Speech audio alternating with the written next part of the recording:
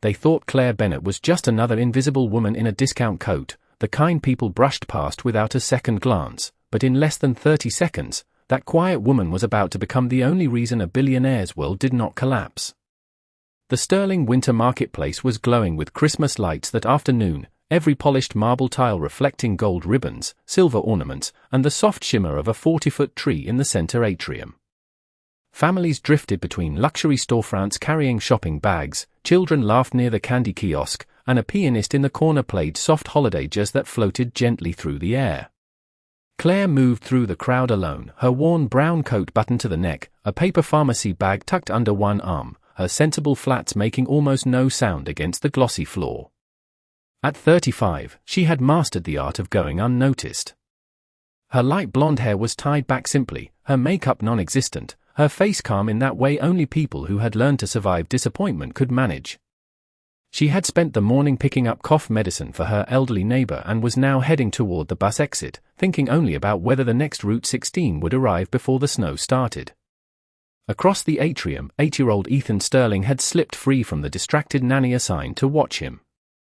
Melissa Grant was too busy arguing on her phone about dinner reservations to notice that the little boy had wandered toward the decorative vendor lane where service workers were hauling oversized display crates. Ethan's navy cashmere coat and tiny leather boots marked him as a child from money, but at that moment he looked like any restless boy mesmerized by the spinning toy train circling a holiday window. Claire noticed him because she noticed everything. Quiet people usually did.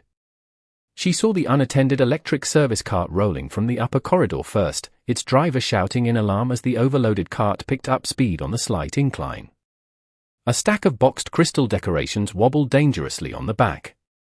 The cart wasn't moving fast enough to be called deadly, but it was moving fast enough to send a small child tumbling hard across polished stone.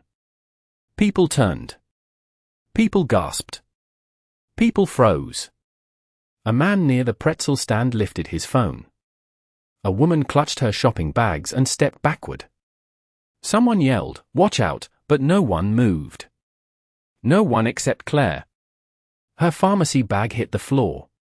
In one swift motion she crossed the 10 feet between herself and the child, dropped to her knees, and wrapped both arms around Ethan just as the service cart clipped past them, sending boxes skidding and silver ornaments scattering like shattered stars across the marble. Ethan let out a frightened cry and buried his face against her shoulder. Claire tightened her hold instantly, one hand covering the back of his head, the other pressing him safely against her chest. "It's okay, sweetheart," she whispered, even as her own breathing shook. "You're okay. I've got you." The entire atrium seemed to inhale at once. The pianist stopped playing. Shoppers stood rooted in place. Glittering ornaments rolled in slow circles across the floor. Claire remained kneeling there in the middle of the luxury marketplace, her coat dusted with silver tinsel, her arms around a trembling little boy who clung to her as if she were the only solid thing left in the room. And just when she thought the worst had passed, a sharp female scream sliced through the silence. "Get away from him!" Melissa Grant came charging through the crowd, eyes wide, heels snapping against the marble, and behind her 2 mall security officers were already moving fast, their expressions hard, their assumptions even harder. Claire barely had time to lift her head before rough hands seized her by both arms and pulled her upright as if she were the source of the danger instead of the shield that had just protected it. Ethan whimpered the moment her embrace broke, his small fingers reaching desperately for the sleeve of her coat, but Security Chief Ron Keller stepped between them with the cold efficiency of a man who had already decided what he believed. "Step back from the child now," he ordered, his voice loud enough to invite the crowd deeper into the spectacle. Claire blinked in stunned confusion. "I was helping him," she said, still breathless, her voice soft but urgent. The cart was coming too fast and he was standing right there. Melissa Grant shoved through the ring of onlookers, her designer handbag swinging wildly at her side, her face pale with panic that quickly hardened into accusation. She dropped to Ethan's level for half a second, checked that his coat was intact, then turned sharply toward Claire with the kind of outrage that always looked more convincing in public. "Who are you?" she snapped. "Why were you touching him?" The question landed like a slap. Several people in the crowd exchanged glances. One man lowered his phone only to start recording again from a better angle. Claire stared at Melissa, genuinely unable to process the absurdity. He was about to get hit, she answered. I just grabbed him out of the way. But Melissa was no longer listening. Fear had already chosen its target, and it was easier to blame the woman in the worn coat than admit she had been too distracted to watch the child entrusted to her. Ron, do not let her leave, Melissa barked. I turned around for 1 minute and she had her hands all over him. Ethan immediately shook his head, his cheeks wet, his small voice trembling. No. No, she saved me. But children's voices often drown beneath adult embarrassment, and this room was filling fast with both. Ron Keller tightened his grip on Claire's wrist. We need to sort this out in the office, he said, signaling to the second guard. Claire looked from one face to another, waiting for someone, anyone, to acknowledge what had actually happened. The tip boxes were still scattered across the floor. The runaway service cart driver was apologizing in the distance. The evidence was everywhere. Yet all eyes were on her, not with gratitude, but suspicion. She swallowed hard. Please, she said, glancing at Ethan, who was now openly crying. Do not scare him. He needs to calm down. Melissa gave a short bitter laugh. You are worried about him now. Claire felt heat rise in her cheeks. She had spent most of her adult life enduring condescension, the kind reserved for people who looked ordinary and therefore easy to dismiss, but there was something uniquely humiliating about being treated like a threat when she had acted on pure instinct to protect a child. Ron pulled her another step back. Cooperate. Ethan suddenly lunged forward, wrapping both arms around Claire's waist before security could fully separate them. Do not take her, he cried. I want her.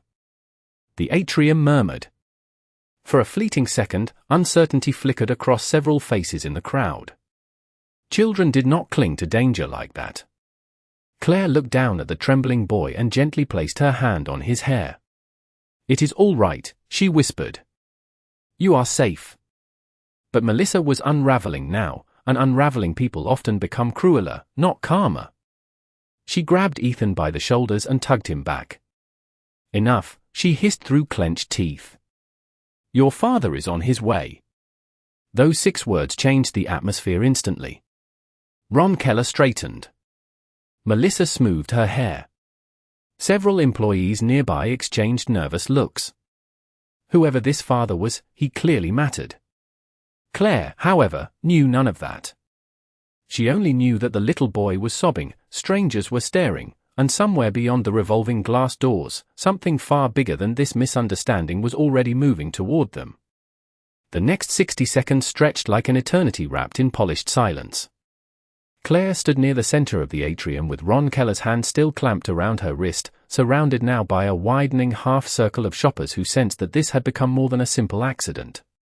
Luxury malls had a way of turning embarrassment into public theater, and no one wanted to miss the ending.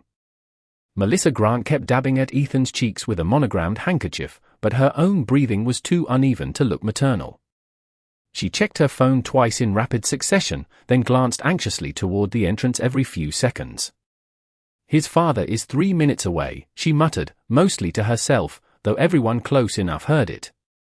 3 minutes. The phrase passed through the crowd like a warning bell. Employees from nearby boutiques subtly stepped out from behind display windows.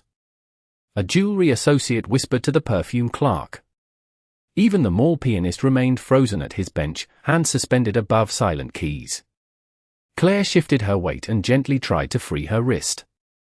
You are hurting me, she said quietly. Ron loosened his grip by only an inch. Then stop making this difficult. Claire stared at him in disbelief. Difficult? The word almost made her laugh if the situation had not been so surreal. She had thrown herself across 10 feet of marble to protect a frightened child, and somehow she was now standing under suspicion while the people who had done nothing wore the confidence of authority. Ethan suddenly pulled away from Melissa again and ran the short distance back to Claire, pressing his face against her side. I do not want Daddy mad at her, he cried, his small shoulders shaking. Claire looked down, her expression softening despite everything. "He will not be," she whispered instinctively, though she had no reason to know that. Melissa reached them in 2 sharp strides and yanked Ethan back with forced composure. "Sweetheart, enough. You are confused." "I am not confused," Ethan protested, louder this time. Several people in the crowd exchanged uncomfortable looks. A teenage salesgirl near the candle store murmured, "The kid keeps saying she saved him." Her manager immediately nudged her silent. Nobody wanted to be the first person publicly disagreeing with whoever this unseen father was. Ron Keller touched the earpiece clip to his collar. "Front entrance secured?" he asked. A crackled voice responded, "Yes, sir." "They just pulled in." "They." "Not he." "They." Claire noticed the word and felt a faint chill despite the overheated atrium. Melissa straightened her blazer, smoothed her hair again, and hissed under her breath, "This cannot look bad." There it was. Not concern for Ethan. Not gratitude. Reputation. Claire suddenly understood the true shape of the room around her. She was not standing in the middle of a misunderstanding. She was standing in the middle of someone else's panic over appearances. The revolving glass doors at the far end of the marketplace spun once, then twice, and the atmosphere changed.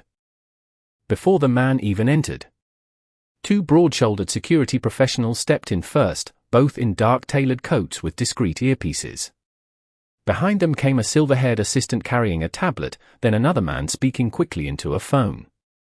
Conversations died mid-sentence. A sales associate dropped a shopping bag. Even Ron Keller released Claire's wrist completely and squared his shoulders. And then Jonathan Sterling walked through the doors. He was tall, composed, dressed in a charcoal wool overcoat that looked more expensive than Claire's monthly rent, his polished black shoes clicking against the marble with measured certainty. He did not rush, yet every person in the atrium seemed to move out of his path before he reached them. His face was calm in the dangerous way powerful men often look calm when they are 1 sentence away from changing someone's life. Ethan saw him first. "Daddy," he screamed, twisting free from Melissa's hands. The little boy ran forward, tears streaming, and the billionaire father dropped to one knee just long enough to catch his son. Then Jonathan Sterling lifted his eyes over Ethan's shoulder, looked directly at Claire Bennett, and what he saw there made his entire expression harden into something that caused the room to stop breathing. Jonathan Sterling did not ask what happened right away. Men like him had spent years learning that the truth usually revealed itself in the details everyone else ignored. His dark eyes moved first to Ethan's tear-streaked face, then to Melissa Grant's trembling hands, then finally to Claire Bennett standing 3 feet away with her coat twisted, hair loosened, and the unmistakable shock of public humiliation written across features that had done nothing to deserve it. He rose slowly, one hand resting on Ethan's shoulder. "Why is my son crying?" he asked. His voice was not loud. It did not need to be. In rooms governed by power, the quietest question was often the most dangerous. Melissa rushed forward before anyone else could speak. "Mr. Sterling, I am so sorry. There was an incident. This woman approached him and security is handling it." Claire felt the words hit like ice water. This woman. Not the woman who protected him. Not the woman who kept him from falling. Just this woman, as if she were some stain on the polished holiday scenery. Jonathan did not look at Melissa. "Ethan," he said, eyes still fixed on Claire, "tell me what happened." The little boy wiped his nose with the back of his mitten and pointed directly at Claire. "The cart was coming and nobody moved," he sobbed. "She ran and held me." A murmur rippled through the crowd. Melissa's face drained half a shade paler. Ron Keller cleared his throat. "Sir, we were simply following precautionary protocol until we understood the situation." Jonathan turned his head at last. It was a small movement, but Ron visibly stiffened under it. "Protocol," Jonathan repeated, as though tasting the word for flaws. Then he looked down and noticed something no one else had bothered to care about. Claire's paper pharmacy bag was torn open on the floor. A bottle of cough medicine had rolled near a broken ornament. One of her gloves was missing. She looked less like a criminal than a woman who had interrupted her ordinary day to save someone else's child and been punished for it. Jonathan's jaw tightened. Did anyone ask if she was all right? Silence. No one answered because no one had. Claire lowered her eyes, suddenly conscious of how many strangers were staring at her. This was never supposed to happen. She had not leapt forward for recognition. She had moved because a child was in danger and instinct had outrun thought. Yet here she was, trembling under chandeliers and Christmas lights as if kindness itself had somehow become suspicious. Jonathan took 2 measured steps toward her. The crowd parted instinctively. Melissa opened her mouth, perhaps to offer another explanation, but one glance from Jonathan stopped her cold. He stood in front of Claire now, close enough to see the faint redness on her wrist where security had gripped too hard, close enough to notice that despite the humiliation burning in her cheeks, she was still looking past him toward Ethan to make sure the boy was calm. That detail told him everything. Truly selfish people did not keep checking on the child who had just caused them public misery. Miss, Jonathan said, his tone changing, softer now but no less commanding, did you protect my son? Claire swallowed. Her voice came out almost apologetic. I just did what anyone should have done. The sentence landed over the atrium like a moral verdict. Anyone should have done. But no one had. The shoppers knew it. The employees knew it. Ron Keller looked at the floor. Melissa's lips parted with no sound. Jonathan Sterling held Claire's gaze for a long second, and something unreadable passed through his face, not just gratitude, but the cold realization that his son had been surrounded by dozens of privileged adults and saved by the only person in the building who owed him nothing. Then Ethan tugged at his father's sleeve and whispered through tears, "Daddy, they were mean to her." And in that instant, the temperature of the entire room seemed to drop. No one spoke for several seconds after Ethan said those 5 simple words. They were mean to her.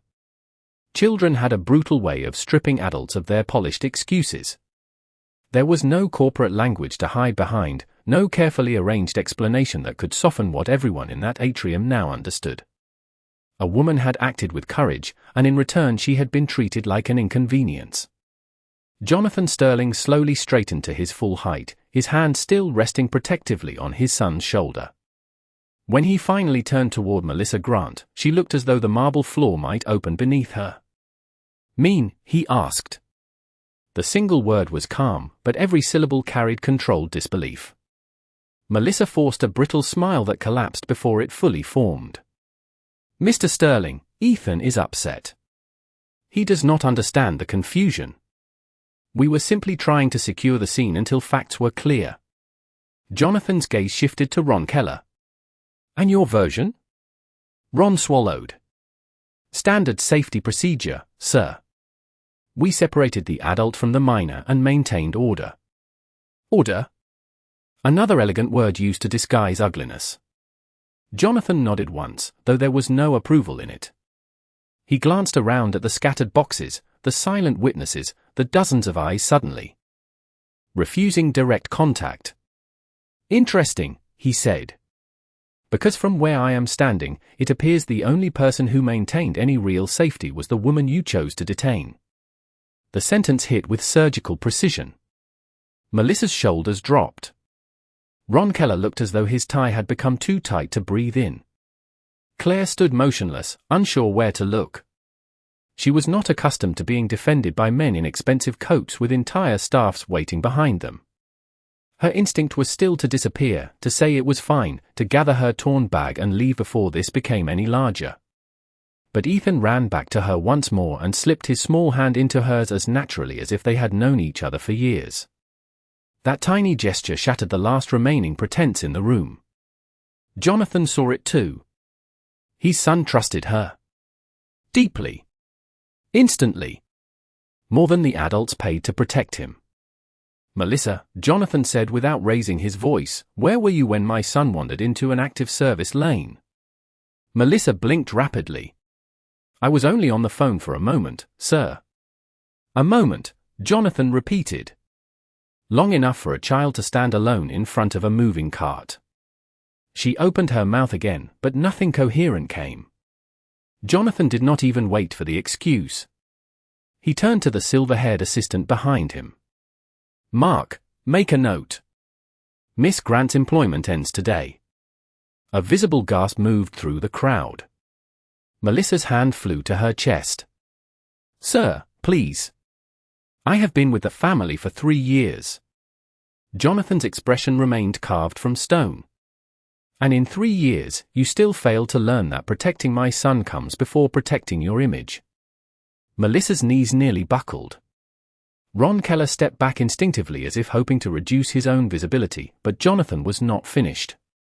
"As for mall security," he continued, finally facing Ron fully, "I would like the general manager here in the next 2 minutes. If this establishment teaches its staff to grab the rescuer while ignoring the cause, we have a much larger liability issue than a fallen display." Ron's lips parted. "Yes, sir." He moved instantly, fumbling for his radio with fingers that no longer looked authoritative. The atrium remained frozen in reverent silence. Claire glanced down at Ethan's mittened hand holding hers and felt an ache rise unexpectedly in her throat. All she had done was react. She had not asked for vindication. Yet vindication was arriving in waves she had never imagined. Jonathan turned back to her then, and for the first time since entering, the severity in his face gave way to something unmistakably human. Gratitude. Respect. And perhaps guilt that his wealth had built walls of service around his son but could not manufacture the one thing that had actually saved him in the critical second, a stranger's heart. "Miss Bennet," he said gently, having heard her name from one of the hushed employees nearby, "I believe everyone here owes you far more than an apology." Claire opened her mouth to protest, because women like her were conditioned to shrink from attention even when they deserved every ounce of it, but no words came out. Her throat tightened under the weight of dozens of eyes that no longer looked at her with suspicion, but with dawning shame. A few minutes earlier she had been the unwanted disturbance in a luxury marketplace. Now she stood at the center of a silence so complete that even the faint hum of the Christmas lights seemed louder. Jonathan Sterling bent slightly and picked up the torn pharmacy bag from the floor himself. That single act sent a visible ripple through the employees nearby. Men worth billions were not supposed to kneel for ordinary women.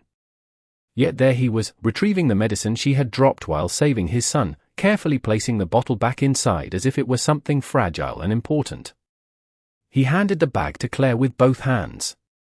"You came here to run errands," he said quietly. "Instead, you protected the most important person in my life." Claire accepted the bag almost mechanically. "I did not do it for anything," she whispered. He was scared. Jonathan gave the smallest nod. "That is exactly why this matters." Ethan tightened his grip on Claire's fingers and looked up at his father with swollen red eyes. "Can she come with us?" The innocence of the question nearly broke the room in half. A few shoppers visibly softened. One elderly woman near the escalator dabbed her eye with a tissue. Claire managed a faint smile at Ethan. "I am sure your father has many things to do." "Nothing," Jonathan said immediately, "is more important than making sure the right thing is honored in the right way."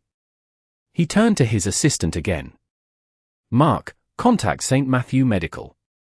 Have them prepare a private examination room." Claire blinked. "Oh, no, that is not necessary. I am fine." Jonathan looked at her wrist, still red, then at the dust and ornament glitter clinging to her coat. "Miss Bennet, with respect, you do not get to disappear from this as if none of it happened." The sentence was firm, but not controlling. It carried something rarer than power. It carried insistence that dignity be restored properly. Across the atrium, the mall's general manager came hurrying in, breathless, adjusting his burgundy tie while Ron Keller followed 2 steps behind looking visibly diminished. "Mr. Sterling," the manager began, "I was informed there has been a misunderstanding." Jonathan turned with chilling composure. "No," he said. "A misunderstanding is when facts are unclear. What occurred here was a failure of judgment, compassion, and training in front of approximately 60 witnesses and half a dozen security cameras." The manager's face tightened. He glanced nervously at Claire, then at the scattered decorations, mentally calculating the disaster. Jonathan continued, each word landing with the weight of public indictment. This woman saved my son while your staff treated her like a suspect. I want every camera angle from this atrium preserved. I also want a written report on why no employee offered her assistance before security laid hands on her. Ron Keller's face went grey. The manager nodded too quickly. Absolutely, sir. Of course. Claire felt almost detached from her own body listening to men in polished shoes rearrange entire systems because of a moment she had never expected anyone to notice. She had spent years being overlooked at bus stops, grocery lines, waiting rooms, and office counters. Invisible people learned not to expect the world to correct itself. Yet the world was correcting itself now, loudly, publicly, and under crystal chandeliers. Jonathan stepped beside her instead of in front of her, a subtle but powerful shift that placed her not as an accused party, but as the person he was standing with. Then he said, clearly enough for every lingering shopper to hear, Miss Bennett did today what every capable adult in this building should have done. The difference is that she acted while others hesitated. Character often arrives wearing the plainest coat in the room. No one moved. No one dared interrupt. And for the first time since Claire had entered the Sterling Winter Marketplace, she was no longer the smallest person there. Melissa Grant was crying quietly now, one hand pressed over her mouth as if she could somehow hold her collapsing career inside it, but Jonathan Sterling did not spare her another glance.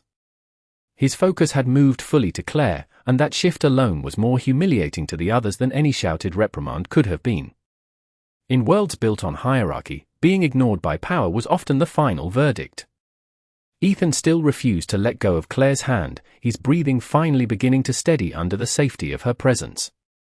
I want to sit with her, he murmured. Jonathan looked at his son, then at Claire, and a faint almost weary smile touched his face. You seem to trust her more than anyone here, he said. Ethan nodded instantly. She did not yell. The words were innocent, but they sliced cleanly through the polished adults surrounding them. Claire lowered her eyes, embarrassed by praise she had never sought.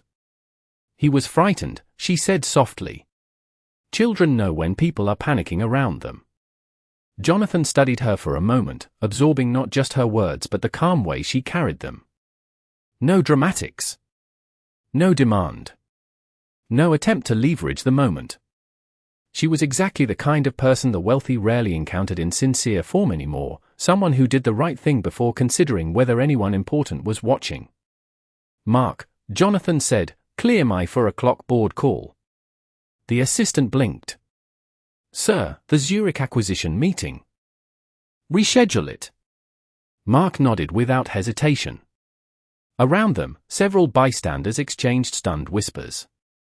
Men like Jonathan Sterling did not postpone international business unless something extraordinary had shifted his priorities. Claire looked up quickly. Please do not change your day because of me. Jonathan answered without taking his eyes off Ethan. Miss Bennett, my day changed the moment my son could have been hurt and a stranger chose him over herself. The atrium fell silent again. Some truths were too clean to argue with. The mall general manager stepped forward nervously with a corporate apology already prepared, but Jonathan raised one finger and the man stopped mid-sentence. Save the statement for your legal department, Jonathan said. Today, I am interested in actions, not polished language. He then removed his own charcoal overcoat, an immaculate garment that probably cost more than Claire's monthly utilities, and draped it carefully over her shoulders. Claire instinctively protested. I cannot take that. You are not taking it, Jonathan replied. I am making sure the woman who saved my son is not standing here shivering while everyone stares. Claire froze. She had not even realized she was cold until that moment. The warmth of the coat settled around her like something far heavier than wool. It felt like public respect made tangible. Ethan smiled for the first time since the accident and leaned against Claire's side. Several people in the crowd visibly lowered their phones, ashamed now that they had recorded humiliation before they understood heroism. Jonathan glanced once more at the assembled employees. I want every person who watched this woman be treated like a problem to remember exactly how this feels, he said. Because next time, hesitation may cost more than embarrassment. No one responded. There was nothing left to defend. Claire drew a slow breath, trying to steady herself against the surreal turn of the last 10 minutes. She had entered this building as an unnoticed shopper with a bus schedule in mind. Now the most powerful man in the room was standing beside her as if she were honored family. Jonathan extended his hand. Not as a command, but as an invitation. Come with us, he said. Ethan will not settle unless he knows you are all right, and frankly, neither will I. Claire looked at the revolving glass doors where the black SUVs waited beyond falling snow, then back at the sea of silent faces that had watched her be doubted, grabbed, judged, and finally lifted into dignity she never asked for. For one suspended second, no one in the sterling winter marketplace made a sound as the simple woman in the plain brown coat prepared to walk out, not behind the billionaire, but beside him. Claire Bennett hesitated only long enough to look once at the bus exit she had planned to use and realize that some days divide a life into before and after without asking permission. Then she placed her hand in Jonathan Sterling's and allowed him to guide her forward. Ethan immediately slipped between them, clutching Claire on one side and his father on the other as if he had personally decided who belonged in his safe circle now. The crowd parted in complete silence. Not the curious silence from earlier, not the judgmental silence that had weighed on Claire like humiliation, but a different kind entirely, the silence people fall into when they know they have just witnessed their own assumptions collapse. Melissa Grant stood motionless near the fallen display, mascara streaking slightly, while Ron Keller kept his eyes fixed on the floor. Neither dared speak. There was nothing left to salvage. Jonathan led Claire through the revolving glass doors into the crisp Boston winter air where snow had begun drifting in soft white sheets beneath the glow of valet lamps. 3 black SUVs waited at the curb, engines humming, drivers standing at attention. Claire stopped for half a heartbeat, overwhelmed by the sheer unreality of it all. She had left her apartment that morning with a $20 pharmacy errand and a bus pass in her pocket. Now chauffeurs were opening doors for her as if she were some visiting dignitary. Jonathan noticed her hesitation. "You still look like you might run," he said quietly. Claire gave the faintest embarrassed laugh. "I am not used to any of this." Jonathan's answer came. Without delay. "That is precisely why you deserve it." Ethan tugged her sleeve. "Please come, Claire." Hearing her name in the little boy's trusting voice dissolved the last of her resistance. She climbed into the warm leather interior beside him, Jonathan taking the seat across from them. As the convoy pulled away from the sterling winter marketplace, Claire glanced through the tinted glass and saw dozens of faces still gathered behind the windows, watching the plain woman they had doubted leave under billionaire escort. The image felt almost detached from herself, as though she were observing someone else's story. For several minutes, none of them spoke. Ethan leaned against her shoulder, finally calm, his mittened hand still wrapped around 2 of her fingers. Snow tapped gently against the windows. The city lights blurred past in silver streaks. Then Jonathan broke the silence. "My son has had bodyguards, private tutors, and staff around him since birth," he said, his voice lower now, stripped of public authority. Today he was saved by the only person in that building who was not paid to care. Claire looked down at Ethan. Children should never have to wonder whether adults will move for them. Jonathan exhaled slowly, as if the truth of that landed somewhere uncomfortable and deep.